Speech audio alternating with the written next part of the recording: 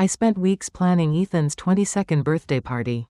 Every detail was deliberate, hand-picked roses on the tables, a jazz quartet playing softly in the corner, a cake layered with his favorite dark chocolate ganache. The restaurant overlooked Boston's skyline, its windows catching the city lights like a painting. I wanted this night to be a milestone, a celebration of my son's graduation from college, his first steps into a world he was ready to conquer. Ethan had always been my anchor, the reason I pushed through every late night and impossible deadline. As a single mother, I'd built a life for us from nothing. This night was my gift to him, a moment to say, "You did it, and I'm so proud." I stood near the bar, sipping sparkling water, watching guests mingle under the chandeliers. Clara, my best friend, leaned in and whispered, "Evelyn, you outdid yourself. He's lucky to have you." I smiled, my heart full, but a quiet ache lingered. Ethan had been distant lately, his texts short, his calls rare. I brushed it off, college life. I told myself, he's just busy. Then the moment came. The MC called Ethan to the stage for his speech. He stepped up, tall and sharp in the suit I'd had tailored for him, his dark hair catching the light. I held my breath, expecting gratitude, maybe a nod to the years I'd spent balancing work and motherhood to give him everything. Instead, his voice cut through the room, cold and deliberate. "I have something to say." He paused, scanning the crowd. "I'm done with Evelyn. She's not my mother anymore. She's just a bank account." The words landed like a slap, sharp and stinging. The room went still, the clink of glasses fading into silence. "And I want to honor my dad, Richard, and Vanessa, the woman who's been there for us. She's the one who feels like family. I hope you'll all support their future together." My knees trembled. Vanessa, Richard's caregiver, stood beside my ex-husband, her eyes wide, her hand clutching a napkin as if she'd been blindsided. But I saw the flicker of a smirk, gone as quickly as it came. Richard just sat there, his face blank, one hand resting on her arm, a silent endorsement. The air felt thick, like I was drowning in it. Clara grabbed my elbow, steadying me, her voice low and fierce.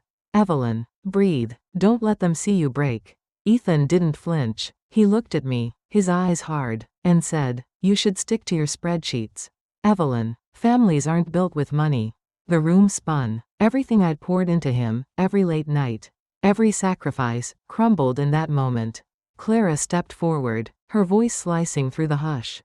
"You ungrateful kid. Everything you have, your degree, your clothes, your future, Evelyn paid for it. She broke herself for you. And this is how you repay her?" Ethan shrugged, his face unmoved. "No one asked her to. Vanessa's the one who kept us together. Not her." I couldn't speak, my throat locked up, my hands numb. I looked at the roses, the cake, the life I'd built, and realized none of it mattered to him. Not anymore. Then I found my voice, soft but steady. "If I'm not your mother, Ethan, then I'm not your bank either. The trust fund, the apartment, your father's medical bills, I'm done. Let's see how your new mom holds this family together now." I turned and walked out, Clara's hand on my back, the whispers of the guests fading behind me. That night, as I drove away from the restaurant, the city lights blurred through my windshield. Not because of tears, I wasn't crying. It was the weight of Ethan's words, heavy as wet cement, pressing against my chest. I kept seeing his face, cold and certain, as he called Vanessa his mother. Vanessa, the woman who'd slipped into our lives like a shadow, taking up space I'd spent years carving out. Clara sat beside me, silent but steady, her presence the only thing keeping me from unraveling. "You don't deserve this, Evelyn," she said finally, her voice low. "You built everything for him. For them." I nodded, but my mind was already drifting back, pulling me into the years I'd given to Ethan, to Richard, to a family that now felt like a stranger's house. It started when Ethan was 4. Just a little boy with messy curls and a laugh that could melt the hardest days. Richard and I had split by then. He'd left me for someone younger. Someone who didn't carry the weight of a toddler and a mortgage. I was 29, alone, working as a teller at a bank in downtown Boston. The hours were long, the pay barely enough to cover daycare and the electric bill. But I had Ethan, and he was enough to keep me going. I'd come home at night, my feet aching, and find him asleep on the couch, clutching a stuffed dinosaur. I'd carry him to bed, whispering promises I wasn't sure I could keep. We'll have a good life. Baby, I'll make sure of it. By the time Ethan was 8, I'd saved enough to start my own financial consulting firm.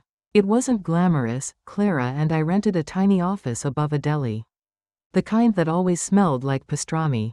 We worked 16-hour days, cold calling clients, building spreadsheets, chasing leads. I'd check on Ethan through a grainy nanny cam, watching him do homework at the kitchen table while I was still at my desk. Some nights, I'd drive home through snowstorms, my hands frozen to the wheel, just to make it to his school play or read him a bedtime story. I missed a lot, parent-teacher conferences, soccer games, but I was there for the big moments. The first time he won a math award, I was in the front row, clapping until my hands stung. When Ethan was 12, Richard came back into our lives. Not as a husband, he'd burned that bridge, but as a man broken by his own choices. He'd been diagnosed with type 2 diabetes, the kind that turned his hands shaky and his temper short. He couldn't work anymore, couldn't pay his bills. Ethan begged me to help. "He's still my dad," he'd say, his eyes wide and pleading. So I did. I paid for his insulin, his doctor visits, the apartment he could no longer afford. I told myself it was for Ethan, to keep his world steady. But it meant more hours at the office, more nights away from home. I'd call Ethan from the car, asking about his day, and he'd answer in one-word grunts. I thought it was just teenage rebellion. I didn't see the cracks forming. Then came Vanessa. Richard's doctor suggested a live-in caregiver when his condition worsened.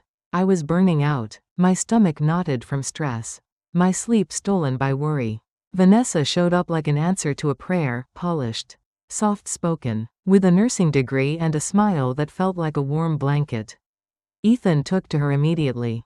"She makes Dad laugh," he'd say, and I'd feel a pang of relief. For the first time in years, I could breathe. She moved into the apartment I'd bought for Richard, cooking meals, organizing his meds, even helping Ethan with his college applications. I was grateful, maybe too grateful. I didn't notice how she started leaving notes on the fridge, planning family dinners I wasn't invited to, or how Ethan's hugs grew shorter when I came home. The first sign something was wrong came when Ethan was 17. I found a letter tucked in his desk, written in his careful handwriting. "Dear Vanessa," it began, "you're the one who holds us together. You're more like a mom than she ever was." My heart stopped. I stood there, the paper trembling in my hands, reading it again and again, as if the words might change. I told myself he was just a kid, confused, grateful for Vanessa's presence. I slid the letter back and never mentioned it. But it stayed with me, a quiet wound that never quite healed. Over the years, Vanessa's role grew. She wasn't just a caregiver anymore, she was Richard's confidant, Ethan's advisor. I'd come home to find her baking cookies in my kitchen, Ethan laughing at her jokes, Richard smiling in a way he never did with me. "You're always working, Evelyn," Ethan said once, his voice flat. "Vanessa's just here." I'd swallow the hurt, tell myself I was doing this for them. My company was thriving, paying for Ethan's private school, Richard's treatments, the apartment they all shared. But every time I walked through that door, I felt like a guest, tiptoeing around a home that no longer belonged to me. By the time Ethan went to college, I was a stranger in my own family. He'd call Vanessa to talk about his classes, his dreams, while my calls went to voicemail. Richard would thank Vanessa for every small thing, but my checks, my sacrifices, were invisible. I kept thinking if I worked harder, gave more, they'd see me again. I was wrong. That night at the birthday party, when Ethan stood on that stage and erased me from his life, I realized something. I hadn't just lost a son or an ex-husband. I'd lost the version of myself who believed love could be earned with enough effort. The morning after Ethan's birthday party, I woke up to silence. No texts from him, no apologies, just the hum of the city outside my window. My coffee sat untouched on the counter, steam curling into the air like a question I couldn't answer. His words from last night echoed in my head, sharp and unyielding. "She's not my mother anymore." I kept seeing Vanessa's smirk, Richard's silent nod, the way they stood together while I crumbled. For years, I'd told myself I could fix this, that if I tried harder, gave more, they'd see me. But standing in my quiet kitchen, I realized something. Some bridges aren't worth rebuilding. Some homes were never yours to begin with. Clara came over, her eyes fierce but gentle. She didn't say much, just poured herself a cup of tea and sat across from me. "You're not going back there, are you?" she asked. Her voice steady. I shook my head, my fingers tracing the edge of the table. "I'm done, Clara, done trying to be the mother they want, the bank they need. If Ethan thinks Vanessa's his family now, let her carry them." Clara nodded, her lips tight. "Good, you've given enough." I drove to the apartment that afternoon, the one I'd bought for Richard and Ethan. The one I'd paid every bill for. It was a sleek place in Back Bay, with tall windows and a view of the Charles River. I'd imagined it as a safe haven for Ethan before he started his career. A place for Richard to heal. Now it felt like a stage for someone else's play. When I walked in, Vanessa was in the kitchen, humming as she chopped vegetables. Richard sat at the table, scrolling on his phone, his cane propped against the chair. Ethan lounged on a bar stool, eating a sandwich, his eyes glued to his laptop. No one looked up. No one said hello. "Ethan," I said, my voice even but firm. "Can we talk? Alone?" He didn't move, just took another bite of his sandwich.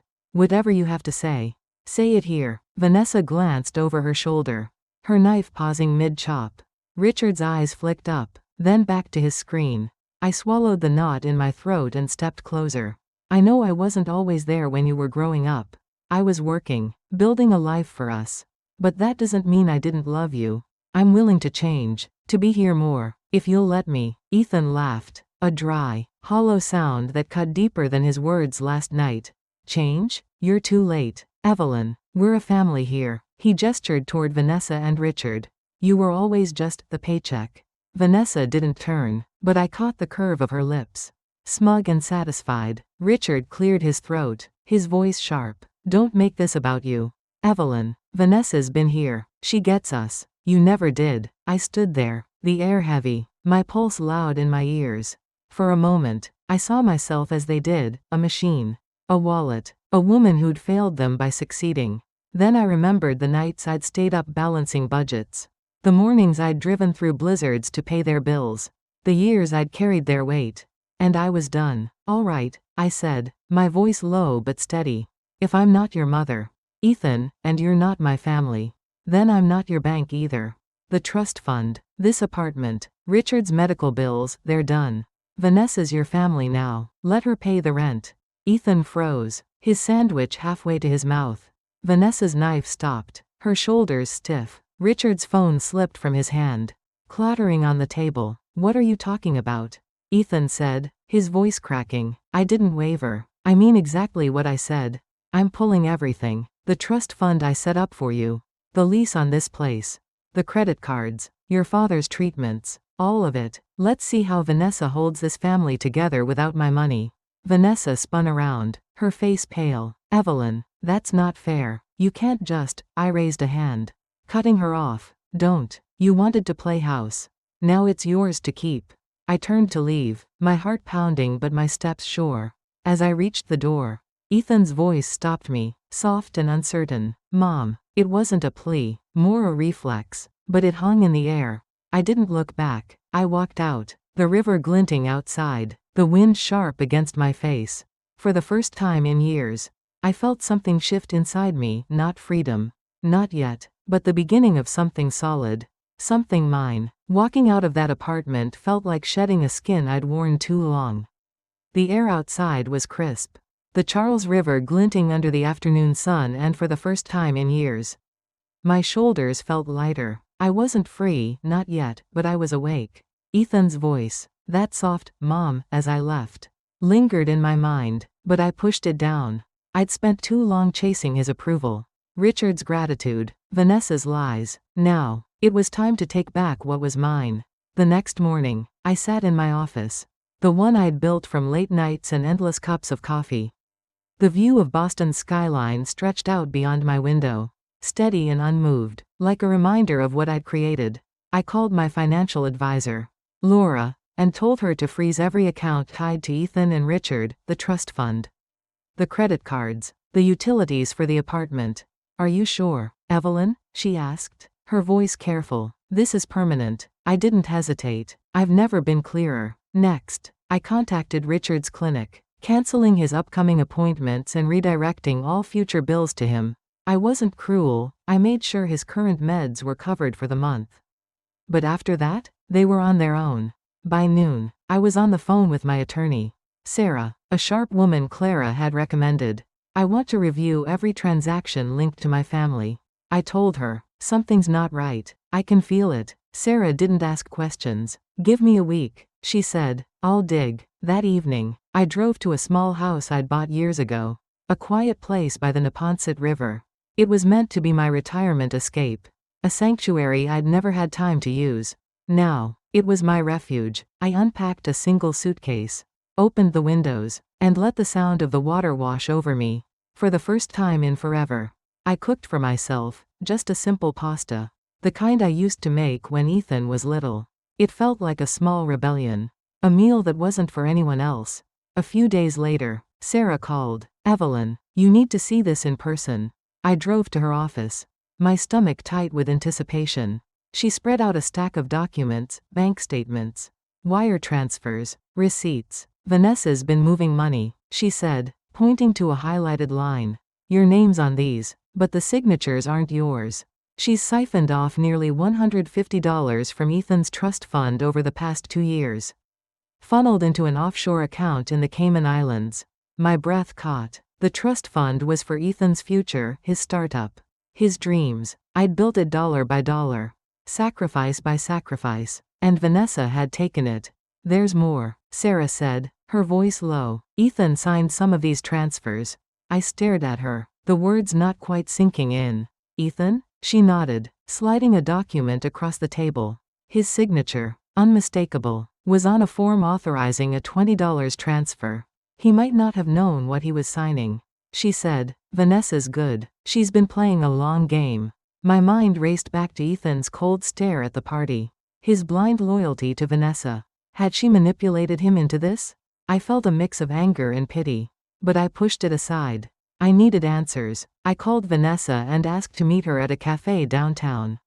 A neutral place with enough noise to cover a conversation. She showed up right on time. Her beige cardigan perfectly pressed. Her smile soft but calculated. I slid my phone face down on the table. The recording app already running. Vanessa, I said, keeping my voice calm. I've been going through some financial records. There are discrepancies. I thought we should clear things up. Her fingers tightened around her coffee cup.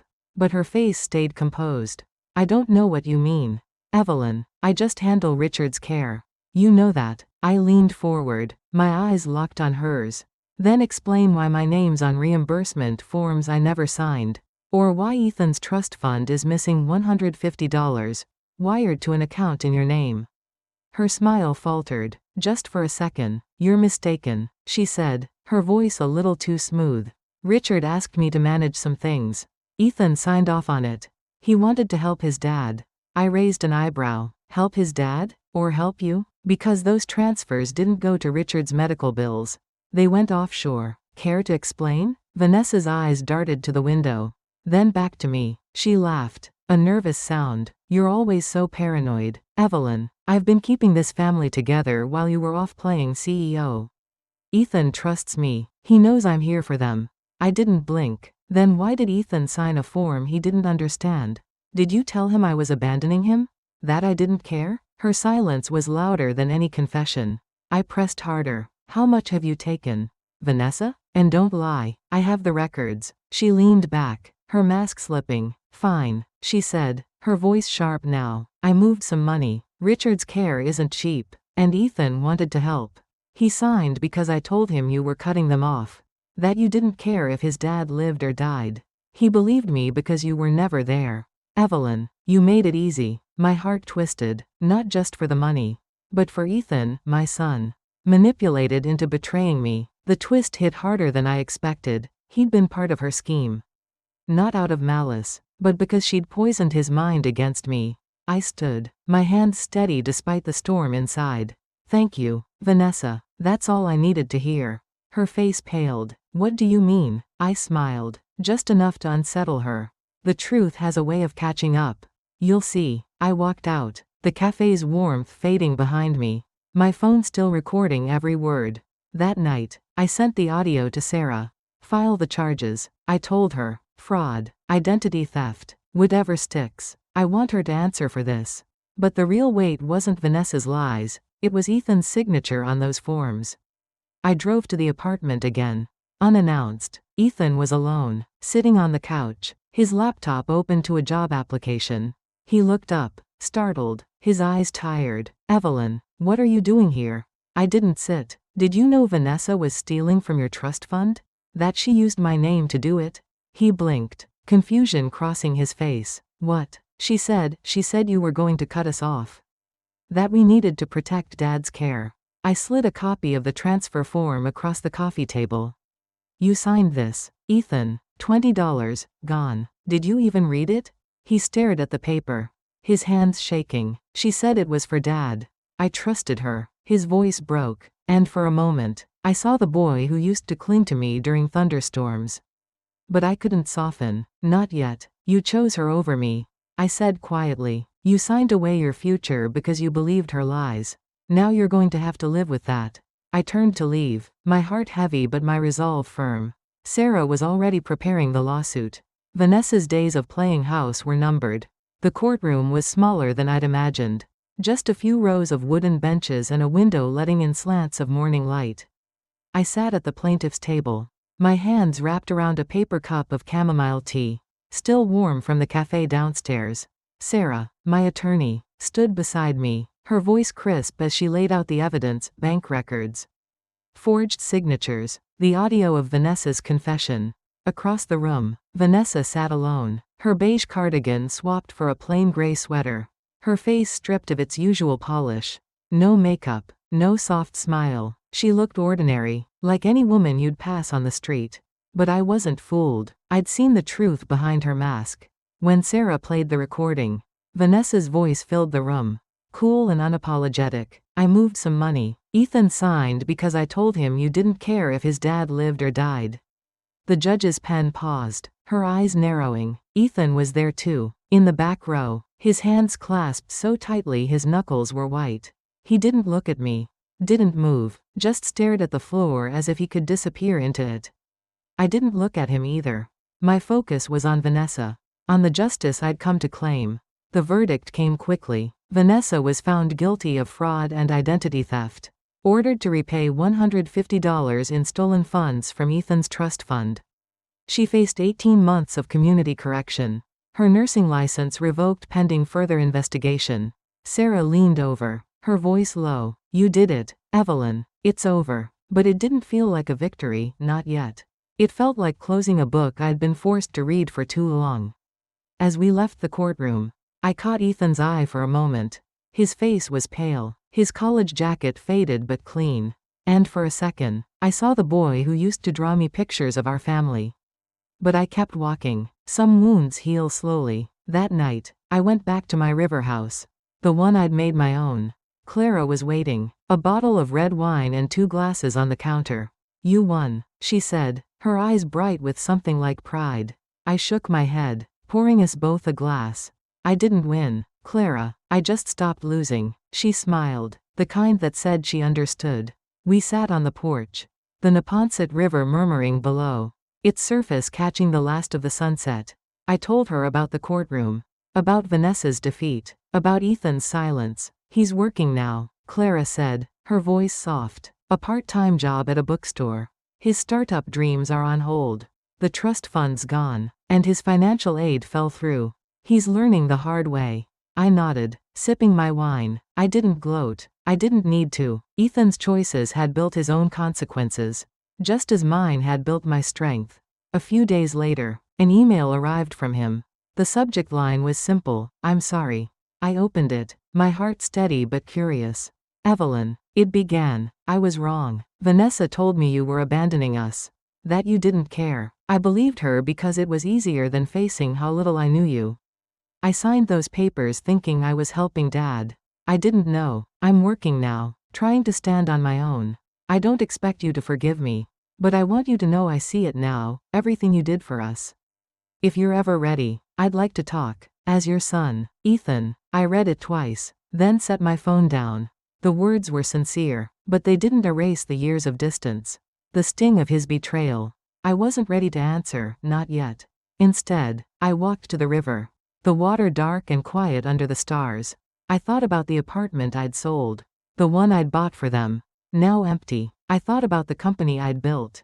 Still thriving without their weight pulling it down. And I thought about the trust fund. Not the one Vanessa stole. But a new one I'd started with part of the settlement money, a fund for single mothers. Women like me who'd carried too much for too long. The next morning, I signed up for a yoga class at a studio by the river. I stood on the mat. My body stiff at first. But with each breath, I felt something loosen inside me. I started writing, too, not for anyone else. But for myself. A journal, maybe a memoir, about the woman who'd built a life. Lost it, and found it again. I didn't check my phone for days. Didn't answer Richard's calls or his sister's texts. I let the world be still. Just for a while. One afternoon, as I sat on my porch with a cup of tea, the wind carrying the scent of the river, I realized something. I wasn't waiting anymore, not for Ethan's apology. Not for Richard's gratitude. Not for anyone to tell me I'd done enough. I was living. For me. The kids on bikes rolled by below. Their laughter sharp and free. The sun warmed my face. And for the first time in years, I felt something I hadn't named in decades. Not happiness. Not yet. But peace. A quiet, steady peace that didn't need anyone else to hold it together. I thought about Ethan's email. About the boy who'd once been my world. I might see him one day. Hear him out. But not because I owed him. Because I owed myself the chance to choose. And that choice, that power, was mine now. I looked out at the river. Its current slow but unyielding. And I asked myself a question I hadn't dared to ask before. What do you want? Evelyn? The answer was simple. To live. To be. To let go of the weight I'd carried for others and carry myself instead.